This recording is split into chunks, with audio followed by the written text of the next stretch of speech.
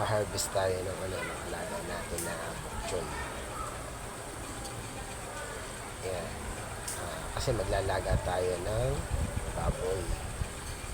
Luluto tayo ng nilagang baboy. Yan ang gagamitin natin pang gulay, ang alaga natin bok choy. Yung iba siguro na ipamimigay na natin. Kasi ano na siya, malalampasan o mag-o-over na yung bok choy. Kakunti na naman yung estimate ko lang dyan, mga nasa na 3 kilo na lang. Ayan, bali, ayan, nagpakulo tayo ng ano bang part ng baboy yan? Basta ano siya, puro laman. Halos tinanggal na namin yung taba. Ayan, nagayat na ako dyan ng sibuyas tsaka bawang. Ayan, ilagay na natin yung sibuyas at bawang na yan. Tapos pakuluin lang natin. Pag kumulo na yan, tsaka natin ilalagay yung kamote tsaka saging. Ayan, hintay-hintay lang tayo. Isang kulo pa na, ilalagay na natin yung kamote at saging. Ayan.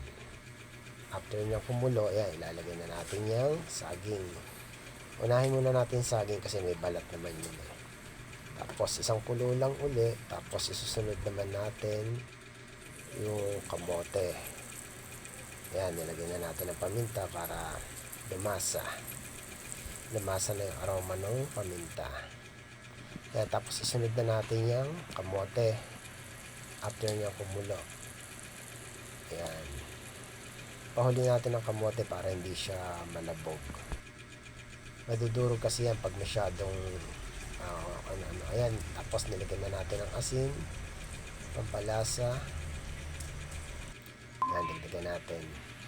Tapos ayan yung hinarvest natin kaninang bok choy. Lagyan natin yung bok choy. Yun, sarap. Isang kulo na lang yan. Okay na yan. Pwede na yan. Takloban natin. Hindi pala, aluin pala. Kala ko tatakloban. Ayan, bali kumulo na siya. Konti na lang. Pwede na natin patayin yung kaskalan. Okay, thank you.